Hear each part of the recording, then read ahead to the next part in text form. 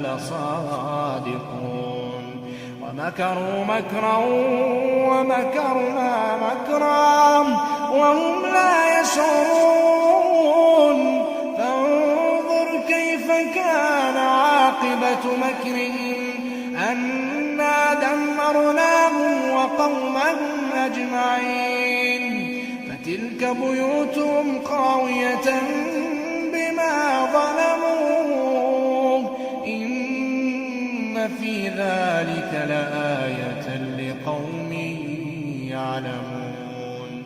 وأنجينا الذين